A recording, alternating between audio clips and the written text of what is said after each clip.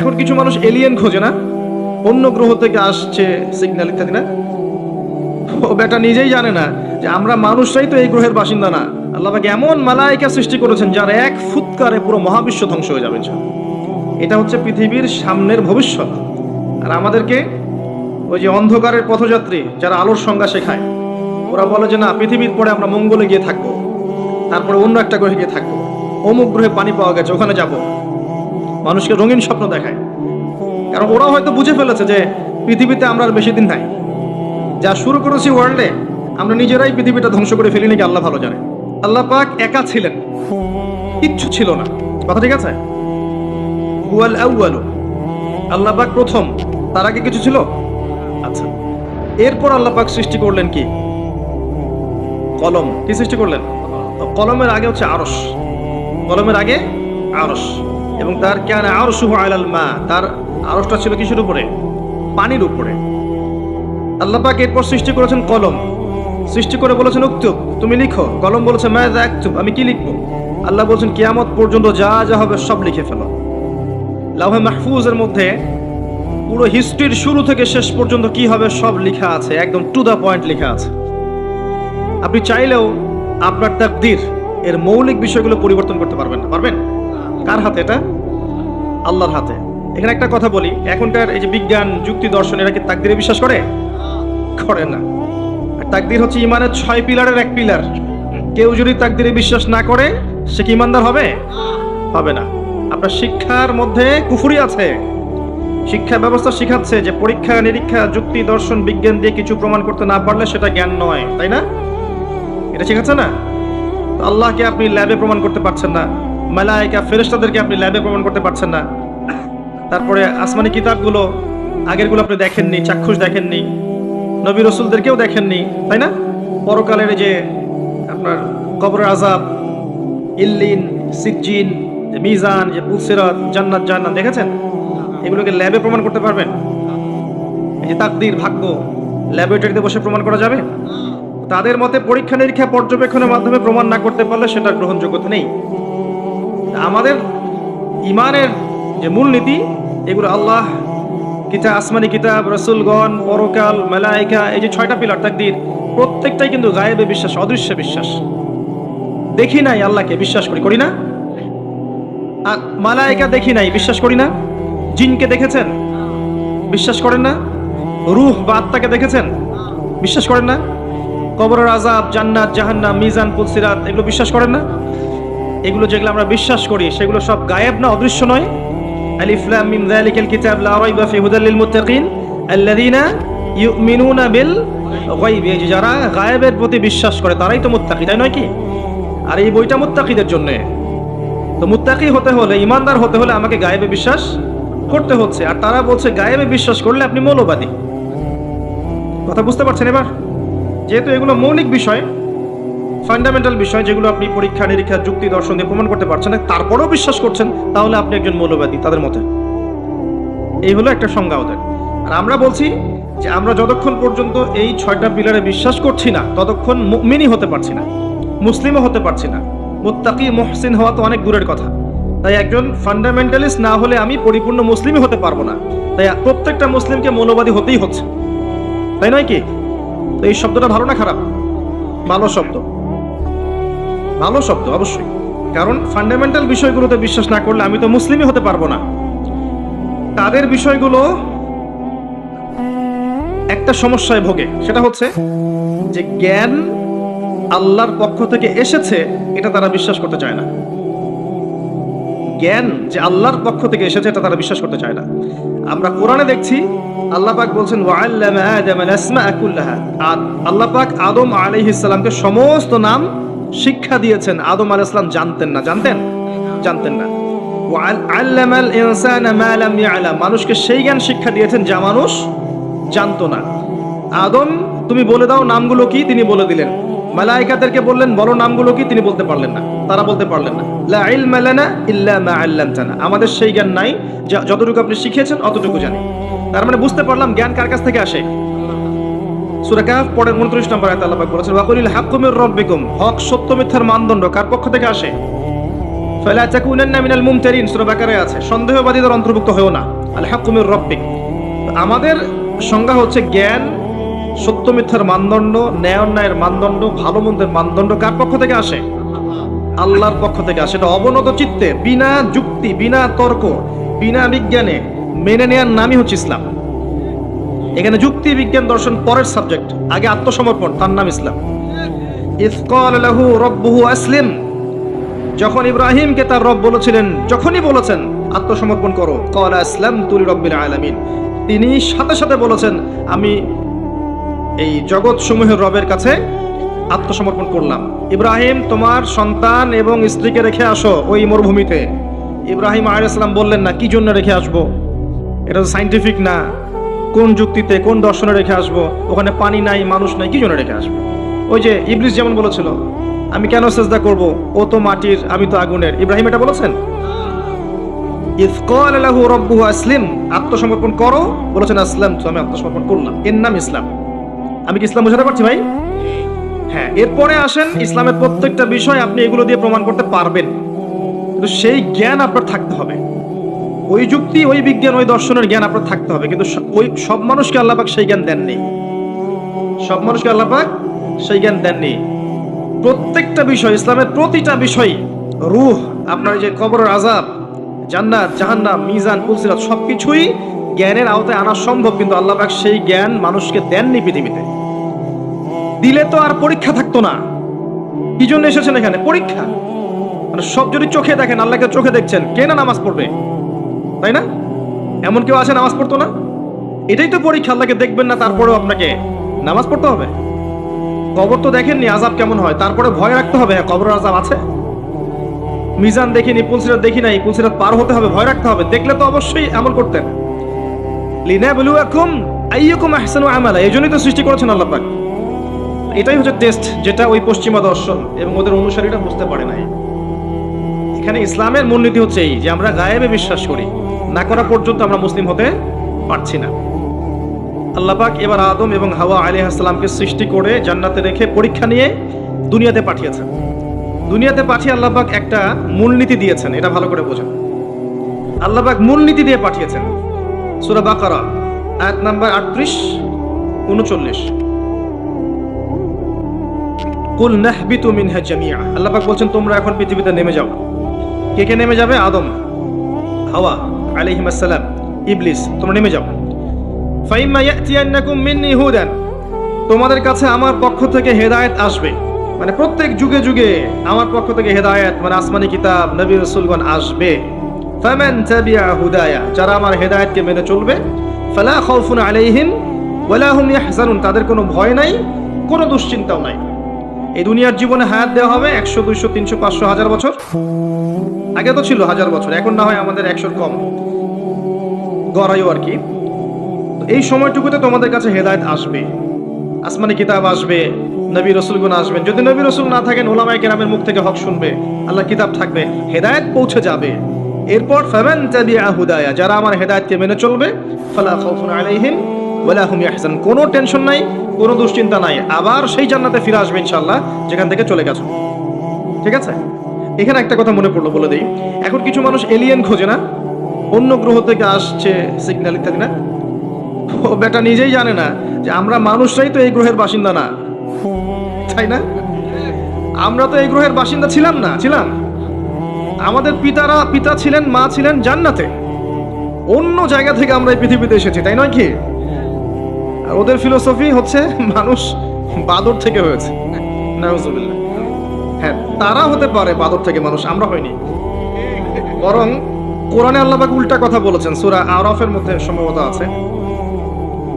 ওই যে শনিবারের ঘটনা, শনিবারে মাছ ধরার ঘটনা মনে আছে? শনিবারে আল্লাহ পাক মাছ ধরতে নিষেধ করলেন, কিছু মানুষ মাছ ধরলো না, কিন্তু টেকনিক খাটালো, মাছগুলোকে আটকে রাখলো। এই অপরাধের কারণে আল্লাহ পাক কি করেছেন? ওদেরকে বানর বানিয়ে দিয়েছেন। তাহলে মানুষ থেকে বানর হয়েছে প্রমাণ আছে, বাদর থেকে মানুষের কোনো প্রমাণ নাই। এখনকার ডারউইনের তত্ত্ব আপনারা হজম করছেন, লিখছেন পরীক্ষার খাতায়, মাশাআল্লাহ। এগুলো কুফরি মতবাদ। কি মতবাদ? যখন আপনি এটা বিশ্বাস করছেন, তাহলে আপনি আদম আলাইহিস সালামের অস্তিত্বকে অস্বীকার করছেন, তাই নয় কি? যদি আপনি বিশ্বাস করেন যে আসলে ইবাদত থেকে মানুষ হয়েছে, তাহলে আদম আলাইহিস সালাম কি, তাকে কি আল্লাহ কি থেকে সৃষ্টি করেছেন? অন্য কোনো প্রাণী থেকে? কখনোই না। তাকে আল্লাহ পাক নিজ হাতে, নিজের হাতে আল্লাহ পাক মাটি থেকে, কাদা মাটি থেকে সৃষ্টি করেছেন। আল্লাহ পাক বলেননি মিনহা খালাকনাকুম ওয়া ফিহা নুঈদুকুম, বলেননি ওয়া মিনহা নুখরিজুকুম তারাতান উখরা, তোমাদেরকে এই মাটি থেকে সৃষ্টি করেছি, আবার সেখানেই ফিরিয়ে নিব, এখান থেকে আবার পুনরুত্থিত করব, তাই না? যেভাবে প্রথমবার করেছিলাম।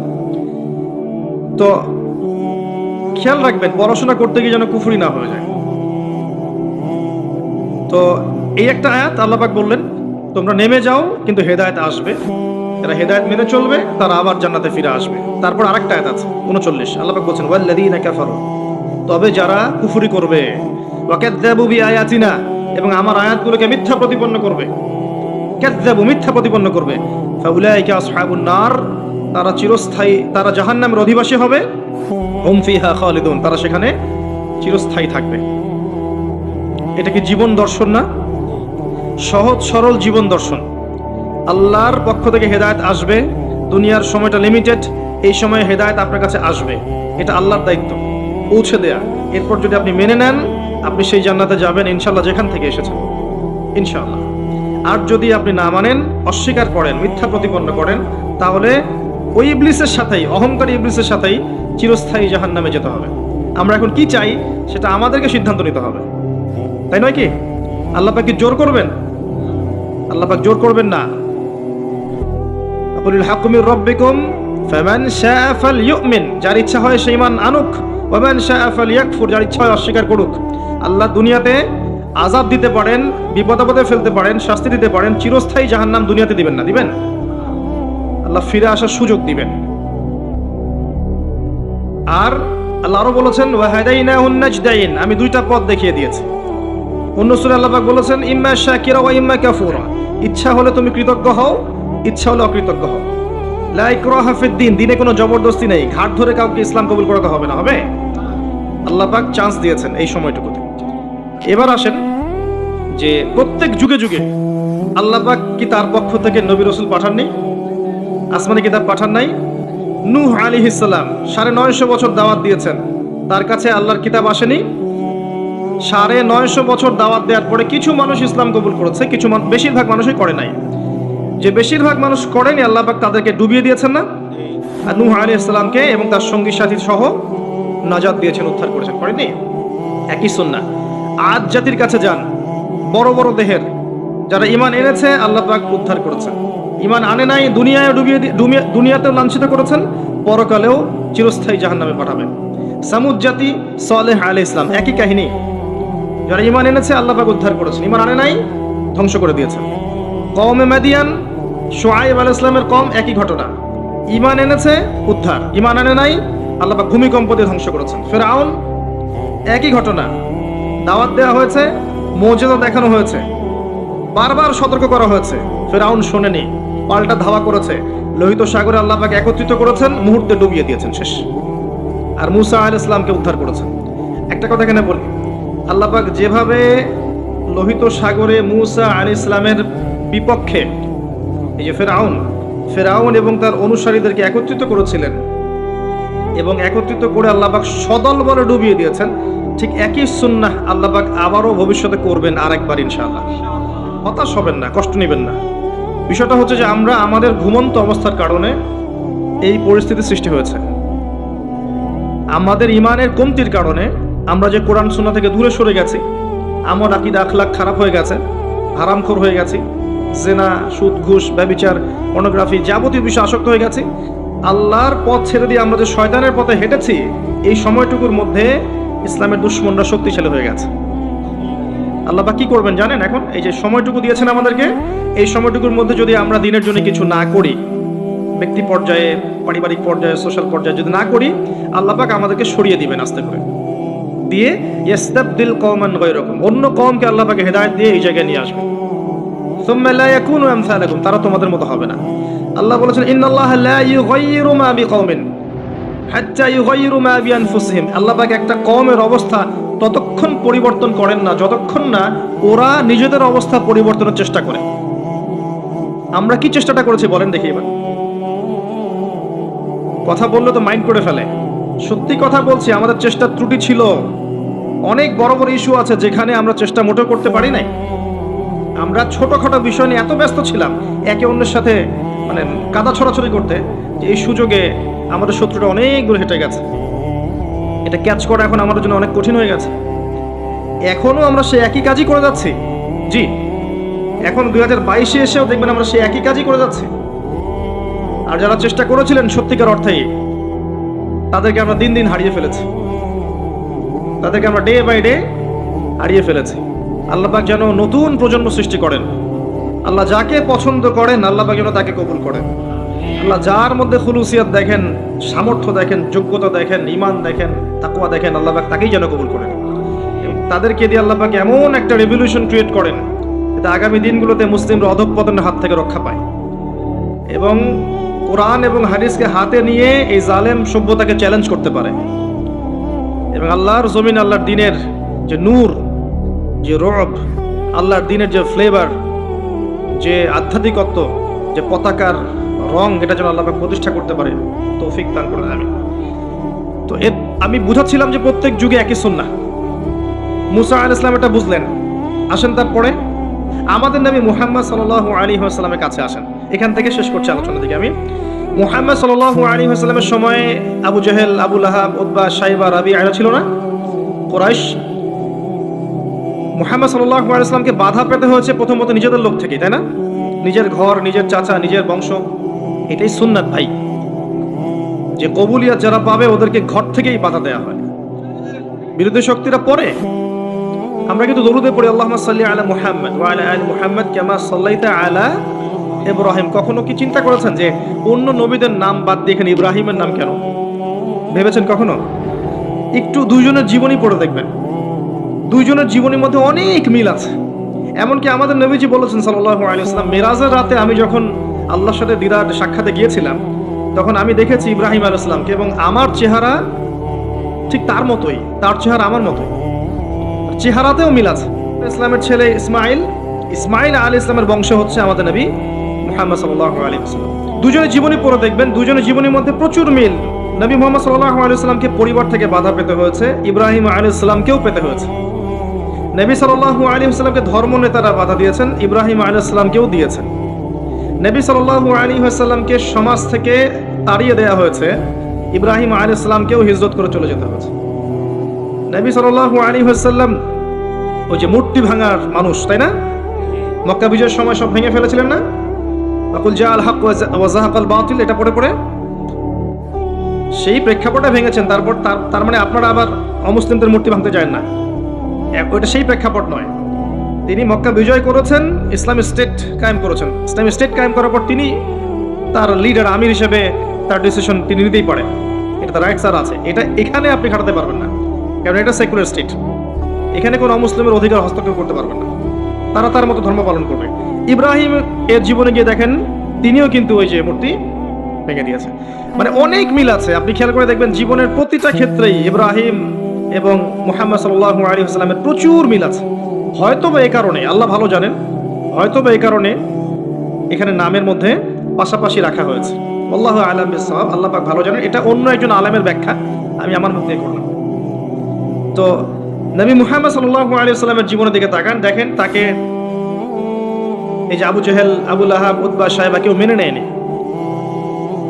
তাকে সমাজে নির্যাতন সহ্য করতে হয়েছে, গালি মন্দ খেতে হয়েছে, হত্যার চেষ্টা করা হয়েছে, দেশ ত্যাগ করে অন্য জায়গায় হিজরত করতে হয়েছে।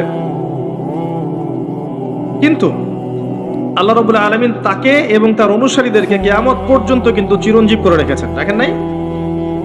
পক্ষান্তরে তার বিরোধিতা যারা করেছিলেন তাদের কাউকে কি আল্লাহ পাক অস্তিত্ব রেখেছেন? একই সুন্নাত। আমাদের নবী সাল্লাল্লাহু আলাইহি ওয়াসাল্লাম যেই যুগে বাস করতেন, শোনেন, সেই যুগের মধ্যে শিরক ছিল। কি ছিল? শিরক ছিল, সুদ ছিল, জিনা ছিল, মাদকদ্রব্য ছিল, আপনার নারীর অবমাননা ছিল, গোত্রীয় হানাহানি কাটাকাটি ছিল। আপনি এখনকার এই বিশ্বের দিকে তাকিয়ে দেখবেন হুবাহু সেই বিষয়গুলোই এখনকার বিশ্বের মধ্যেও আছে, হুবাহু সেই বিষয়। পুরো ওয়ার্ল্ড ওয়াইড আপনি শিরক দেখবেন, ওয়ার্ল্ড ওয়াইড আপনি রিবা, সুদ দেখবেন, সারা বিশ্বব্যাপী আপনি মাদক দেখবেন, সারা বিশ্বব্যাপী নারীর অবমাননা দেখবেন, বেহায়াপনা দেখবেন, জিনা দেখবেন, সারা বিশ্বব্যাপী আপনি দেখবেন গোত্রীয় হানাহানি এখন রাষ্ট্রীয় হানাহানিতে রূপ নিয়েছে, একই স্টাইল চলছে। এরকম একটা জায়গায় নবী সাল্লাল্লাহু আলাইহি ওয়াসাল্লামের কাছে এই বইটা নাজিল করা হলো, আল কোরআনুল কারীম। এই কোরআনুল কারীম দিয়ে নবী সাল্লাল্লাহু আলাইহি ওয়াসাল্লাম 23 বছর দাওয়াতি কাজ করলেন। কত বছর?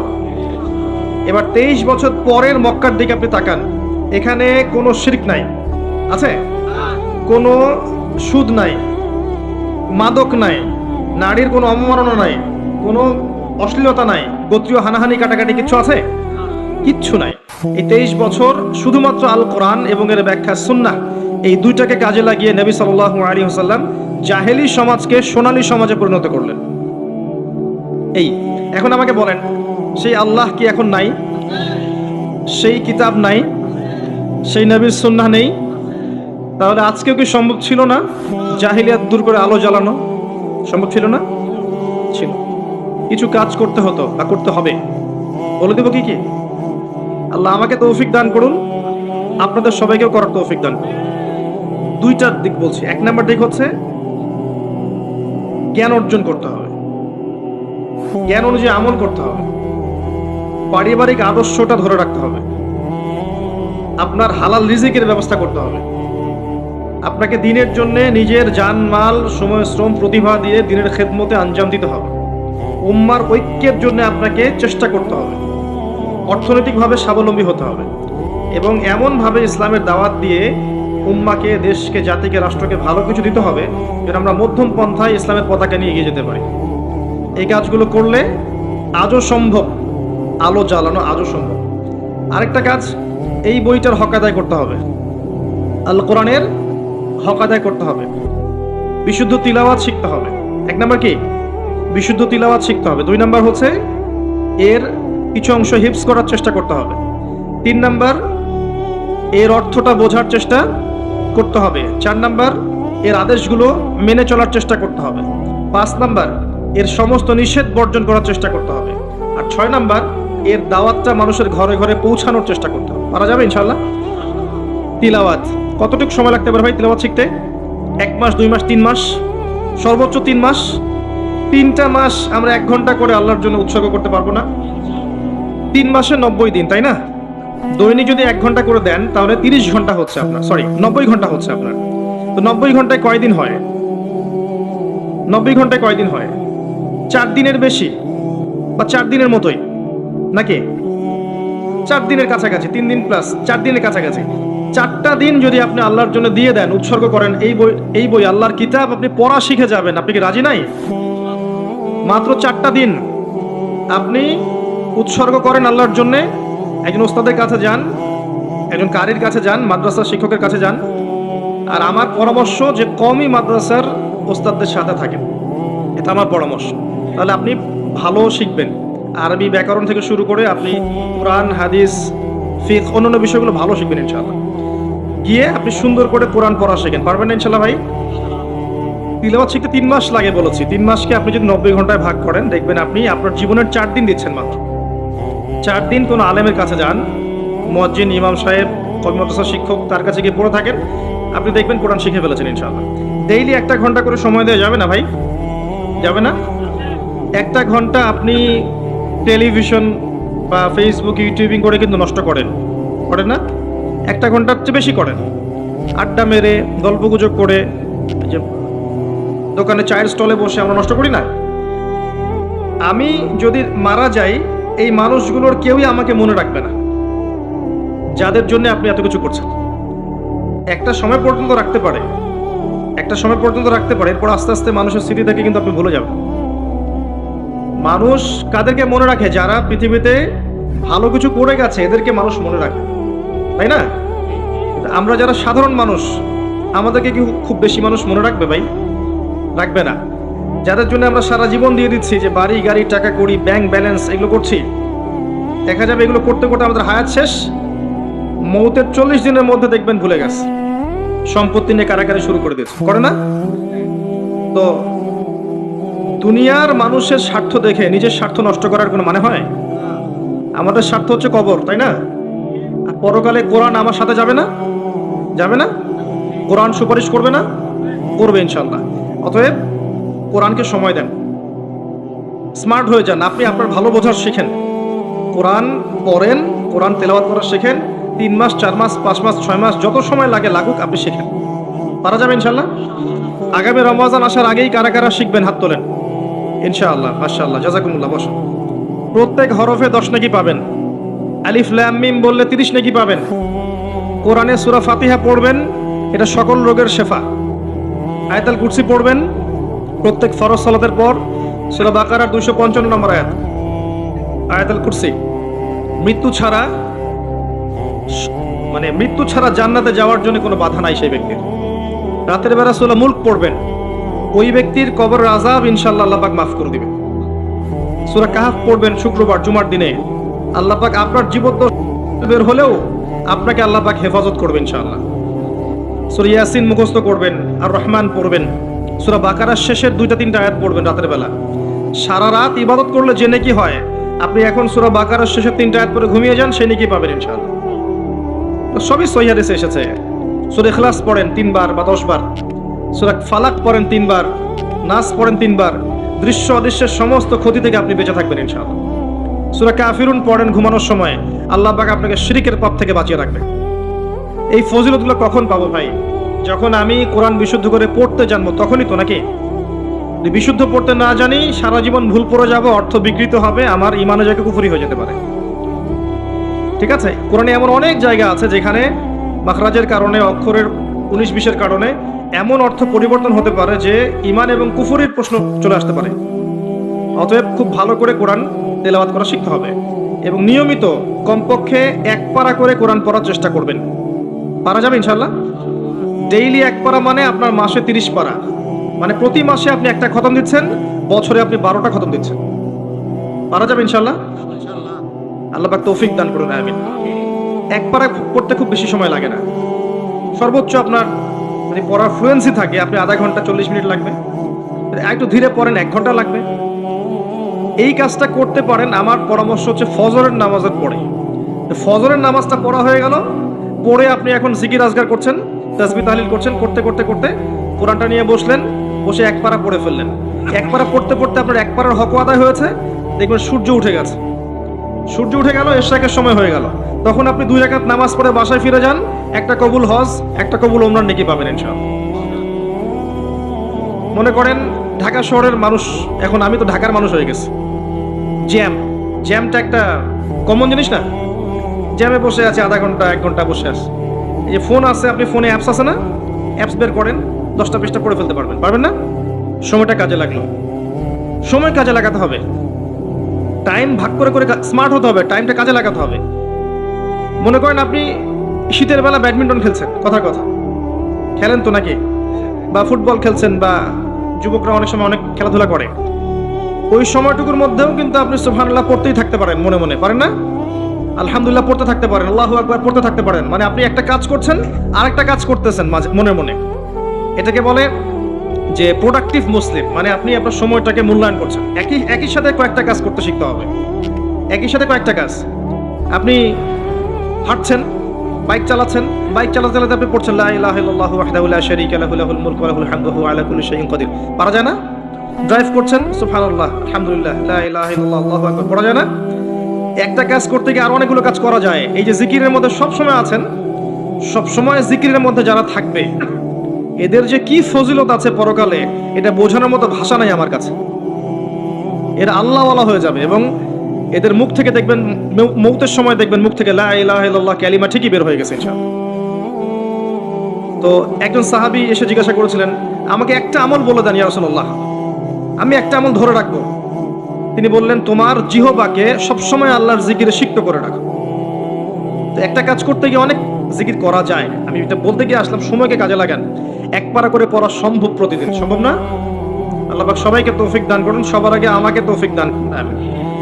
অর্থ বোঝেন আর নাই বোঝেন, তেলাওয়াত করেন, কারণ সবাই অর্থ বুঝতে পারবে না, এটা সবার পক্ষে সম্ভব নয়। অর্থ বোঝেন আর নাই বোঝেন, আপনাকে তেলাওয়াতটা শিখতে হবে এবং করতে হবে নিয়মিত 1 পারা করে। যারা গবেষণা করতে চায় কোরআন, গবেষণার প্রথম শর্ত হচ্ছে আগে নিয়মিত তেলাওয়াত করা। নিয়মিত তেলাওয়াত করতে করতে করতে করতে আয়াতগুলো পরিচিত হয়ে যাবে আপনার কাছে।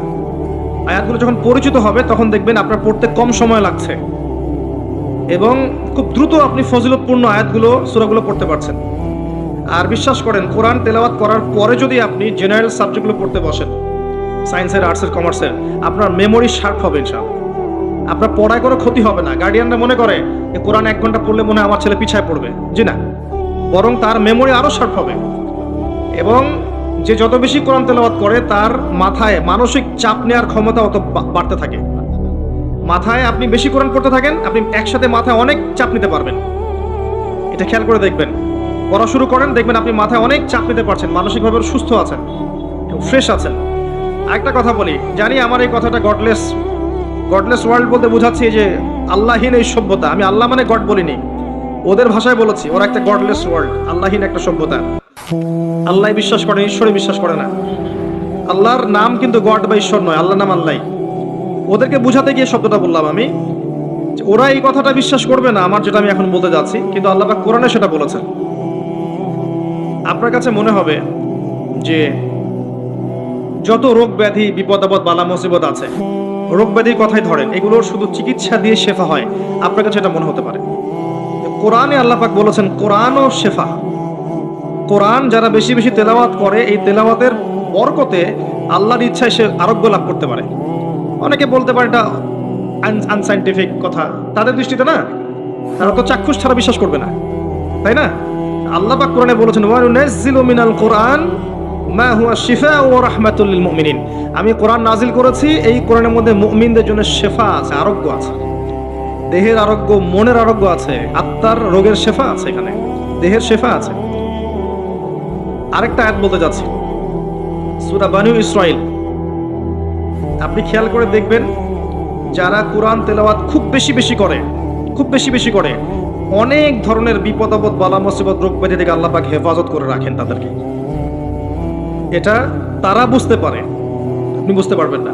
আল্লাহ সূরা বানি ইসরাইলের মধ্যে বলেছেন, আল্লাহ বলেছেন যে ওয়া ইযা ক্বরা'তাল কুরআন, হে নবী যখন তুমি কোরআন তেলাওয়াত করবে বা করো, জাআলনা বাইনাকা ওয়া বাইনাল্লাযীনা লা ইউমিনুনা বিল আখিরাহ হিজাবাম মাসতুরা। যখন তুমি কোরআন পড়বে, নিয়মিত আপনি কোরআন পড়বেন, কোরআনের সাথে থাকবেন, তখন হে নবী আপনার মাঝে এবং তাদের মাঝে যারা আল্লাহ বিশ্বাস করে না, পরকালে বিশ্বাস করে না, ওই যে গডলেস ওয়ার্ল্ড, ওদের মাঝে আমি একটা অদৃশ্য নিরাপত্তার পর্দা বসিয়ে দিব, ওখান থেকে কোনো ক্ষতি আপনার কাছে আসতে পারবে না। এটা কোরআনের আয়াত। এবার শোনেন, ওয়ার্ল্ডের যত ফিতনা, যত ফাসাদ গুলো আছে, এর শেকড় হচ্ছে ওই সভ্যতাগুলো। ঠিক আসছে, ওই দিক থেকে আসছে। গ্লোবাল মাদক কোত্থেকে আসছে? সারা ইউনিভার্সাল সুদ, রিবা কোত্থেকে আসছে? ইউনিভার্সাল শিরিক কোত্থেকে আসছে? আল্লাহর এই কোরআনের লজ, ফান্ডামেন্টাল সব বাদ দিয়ে সব মানব রচিত কোত্থেকে আসছে? ওই দিক থেকেই সব এদিকে সাপ্লাই করা হয়েছে। যখন আপনি কোরআন পড়বেন, আমি ওই সভ্যতা যারা আল্লাহ এবং তার পরকালে বিশ্বাস করে না, আপনার এবং তাদের মাঝে একটা পর্দা বসিয়ে দিব, ওখান থেকে কোনো ক্ষতি আপনাকে স্পর্শ করতে পারবে না। বলে দেই, যত ভাইরাস গুলো আছে না, ওখান থেকেই এসেছে, ওদিক থেকে আসছে না। কোরআন বেশি বেশি পড়েন, আল্লাহ পাক আপনাকে ভাইরাস থেকে বাঁচাবেন ইনশাআল্লাহ। স্বাস্থ্যবিধি অবশ্যই মেনে চলবেন, আমি কখনো বলিনি এটা মানবেন না, অবশ্যই মেনে চলেন, মাস্ক পরেন, স্যানিটাইজার ইউজ করেন, আপনি ভ্যাকসিন নিচ্ছেন, হোয়াট এভার আপনি যা করছেন করেন, কোরআন ছাড়বেন না। কোরআন আগে, আল্লাহ বলেছেন কোরআন এগুলো থেকে আপনাকে বাঁচাবে ইনশাআল্লাহ। আপনি সচেতন থাকবেন, সুস্থ থাকবেন, পরিষ্কার পরিচ্ছন্ন থাকবেন, সব ঠিক আছে, কোরআনকে সময় দিবেন, এই দুইটা মিলে দেখবেন আপনি প্রোটেক্টেড ইনশাআল্লাহ। কারণ আমাদেরকে বিশ্বাসও করতে হবে, কাজও করতে হবে, তাই না? বিশ্বাসটা আমাদের কোরআন, আর আমাদের প্রোটেকশনটা এটা। প্রোটেকশন নিব, যুদ্ধ করতে গেছি, ঢাল তলোয়ার লাগবে না, খালি হাতে চলে যাবে নাকি? ঢাল তলোয়ার হচ্ছে আমার কোরআন, আর আপনি প্রোটেকশন নিয়েছেন, ঠিক আছে, দুটোই ঠিক আছে, কিন্তু কোরআনকে ছেড়ে দিয়ে নয়। যারা কোরআনকে বাদ দিয়ে শুধু বস্তুবাদিতার দিকে ধাবিত করতে চায়, এরা এক প্রকার অন্ধ জাতি, এদের ভিতরে কোনো ইন্টারনাল লাইট নেই। তো কোরআন বেশি করে তেলাওয়াত করেন, দিনে এক পারা তেলাওয়াত করার চেষ্টা করেন, আল্লাহ পাক তৌফিক ইনায়াত করুন, আমিন। এইটা প্রথম কাজ ছিল, নবী সাল্লাল্লাহু আলাইহি ওয়াসাল্লাম সাহাবায়ে কেরামদেরকে শিখিয়েছেন। এরপরে হিফজ করবেন কিছু অংশ হিফজ করেন। আপনি চাইলে 30 পারা হিফজ করতে পারেন, যদি না কুলায় 1 পারা, 2 পারা, 3 পারা, 5 পারা আপনি চেষ্টা করেন। আপনার ছেলে মেয়েদেরকে হিফজখানায় পাঠান, হাফেজ বানান। তবে একটা কথা, এমন যেন না হয় যে তারা তাদের পুরো জীবনে শুধু কোরআন মুখস্থ করেই থেমে গেছে, সামনে কোরআনের অর্থটা বুঝতে পারে নাই, এমনটা যেন না হয়। কারণ শুধুমাত্র এইটুকু মুখস্থ করে যদি সে সারা জীবন কাটিয়ে দেয়, তাহলে নিঃসন্দেহে কোরআনের হকটা কিন্তু আদায় হয়নি। অর্থ কিন্তু বোঝা উচিত ছিল, ছিল না? তো তাদেরকে হিফজ করান, হাফেজ বানান। আমি কখনো বলিনি যে এই বাচ্চাদেরকে হিফজ করানো যাবে না বা হিফজ খানাতেই অর্থ শেখাতে হবে। কথাটাকে ঘুরিয়ে একটা অর্থ নিয়েছে। ওই যে বললাম, আমি যেমন আমার স্বামীও তেমন। তো নিয়েছে যে হ্যাঁ, তাহলে তার স্বামীও স্ত্রী, তার স্বামীও একজন মহিলা। আমি যেমন আমার স্বামীও তেমন। হিফজ করবে সে, হিফজ করবে, হিফজ করার বয়সে সে হিফজ করবে। এরপর যখন সে ম্যাচিউরড হবে, সে অ্যারাবিক ল্যাঙ্গুয়েজ শিখবে, আরো বড় ক্লাসে যাবে, আরো বড় বড় কিতাব শিখবে, একটা পর্যায়ে কোরআনের তাফসীরগুলো পড়বে। সে যেন তার পুরো এই মাদ্রাসা সিলেবাসে কোরআনের অর্থটা বুঝে বের হয়ে যায়। এমন যেন না হয় যে সারাটা জীবন চলে গেল শুধু হিফজ করেই সে বসে আছে। আমি এটা বুঝাতে চেয়েছি যে শুধুমাত্র হিফজ করেই যেন সে ক্ষান্ত না হয়, সে যেন আরো পরবর্তীতে পড়াশোনাগুলো করতে পারে। এই কথার উদ্দেশ্য এটা ছিল না যে আপনার হিফজ করা খারাপ, হিফজ করা যাবে না, বা হিফজ করলে আপনি ঝরে পড়ছেন, পিছিয়ে পড়ছেন, এরকম কথা কখনো বলা হয়নি। আমি তো নিজেও আগে হিফজ করেছি। আল্লাহ পাক যতটুকু করার তৌফিক দিয়েছেন, 30 পারা না হলে প্রথমে আমি হিফজ করেছি, তারপরে অ্যারাবিক ল্যাঙ্গুয়েজ শিখেছি, তারপর ব্যাকরণ শিখেছি, এরপরে মাদ্রাসা কিতাব পড়েছি। এটাই তো সিস্টেম। কিন্তু আপনি যদি শুধু হিফজ করে ছেড়ে দেন এবং একটা মসজিদে তারাবি পড়াচ্ছেন, আপনি পড়াশোনাটা বাড়ালেন না, অ্যারাবিক ল্যাঙ্গুয়েজ শিখলেন না, আরবি গ্রামার শিখলেন না, কোরআনের তাফসীর শিখলেন না, এই পড়া কি যথেষ্ট হলো? আর সামান্য ইস্যু পেলেই ইস্যু পাগল না হয়ে আমাদেরকে বাস্তববাদী হওয়ার তৌফিক দান করুন। আপসে কাদা ছোড়াছড়ি মনোভাব ত্যাগ করার তৌফিক দান করুন। হিফজ করেন। হিফজ করলে একটা ফজিলত আছে যে হাফেজে কোরআনদেরকে আল্লাহ রাব্বুল আলামিন বলবেন, ইকরা ওয়ারতাক, তুমি পড়ো এবং উঠতে থাকো, কোরআন পড়ো এবং তোমার মর্যাদায় উঠতে থাকো। যেখানে তোমার পড়া শেষ হবে সেখানে তোমার জান্নাতের স্থায়িত্ব হবে। এবং হাফেজে কোরআনদের পিতা মাতাদেরকে আল্লাহ পাক নূরের তাজ পরাবেন, নূরের তাজ। আর যে ব্যক্তি হিফজ করেছে তার তো আর প্রশ্নই ওঠে না। নবী সাল্লাল্লাহু আলাইহি ওয়াসাল্লাম সাহাবায়ে কেরাম শুধুমাত্র তোতা পাখির মতো মুখস্থ করতেন না, বরং তার উপর তারা আমল করতেন, এটা বুঝতেন, এটা প্রচার প্রসার করতেন। এটা বোঝাতে চেয়েছি। যদি আমি শুধু এতটুকুতে সীমাবদ্ধ থাকি তাহলে বাকি কাজগুলো আমি করতে পারবো না। এটাই ছিল উদ্দেশ্য। আল্লাহ পাক উদ্দেশ্যটা বোঝার তৌফিক দান করুন। এরপর আপনি অবশ্যই আরবি ভাষায় যাবেন। কোরআন হিফজ করেছেন, অ্যারাবিক ল্যাঙ্গুয়েজটা শেখেন। এসো আরবি শিখি, মিজান মুন সাহেব থেকে শুরু করে নাহু সরফের বইগুলো পড়বেন এবং অবশ্যই কওমি মাদ্রাসার সাথে সম্পৃক্ত রাখে পড়বেন। এটা আমার পরামর্শ। যে মাদ্রাসাতেই অ্যারাবিক ভালো পড়ানো হয় সেখানেই যান। তবে কওমি মাদ্রাসার যে কাঠামোটা আছে দীর্ঘদিন থেকে বাংলাদেশে প্রতিষ্ঠিত, এই প্যাটার্নটা অনেক বেশি ডেভেলপড এবং অনেক বেশি অ্যারাবিকের ক্ষেত্রে মানে প্রোগ্রেসিভ, তারা এগিয়ে গেছে অনেক। এই জায়গায় আপনি যদি সময় দেন, 5 বছর 4 বছর সময় দেন, আপনি আরবি ভালো শিখবেন ইনশাআল্লাহ।